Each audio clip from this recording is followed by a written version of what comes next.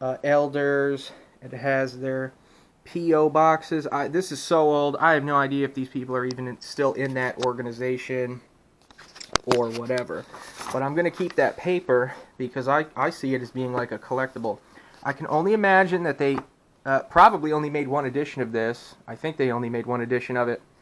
And it's been printed, I would assume, in limited quantities. And the ISBN and all that is probably copyrighted. So you're probably not allowed to infringe on that. And if you want a copy, I'm sure that eventually you won't be able to get one anymore. Which is why I ended up buying it. I thought it was on sale. It was $13, which is, I think, a really good deal. But it was used. I don't know where all over this book has been. I can't say this just for my copy. It wasn't that used because a lot of the pages were still stuck together. And everybody who's a big book person knows that if the pages are still stuck together, that means it's not used. And so, you know, that's pretty much everything that I can think of. I will say this, the font in the prophecy sections is smaller than it is in the Warren Jeffs section. So when Warren Jeffs is telling about himself, the font gets bigger. So that's kind of funny. But yeah, at the back it has a lot of cool stuff that's not prophecies. It has, I guess, FLDS church history. And it's talking about President John Tyler died, a double martyr. 1972, and it's talking about all this other stuff. So if you think that it's just a book about the prophecies, it is not.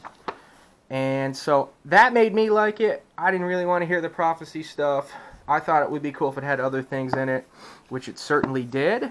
And, you know, I guess if you have any questions, let me know. I guess one final thing would be that it has, at the beginning, an index of the sections with the Revelation, so you're not just trying to find them.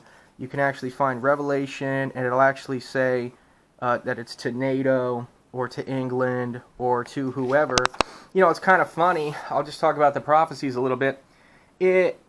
As somebody who follows the news a lot, and reads a lot, it just seemed like Warren Jeffs watched the news, probably from prison, and would say what was happening in the news at that time. Like there's a section in here, this happened in around 2011, where in Libya, where if you remember, Hillary Clinton said, you know, who cares that we killed Gaddafi or whatever. We came, we saw, we killed Gaddafi.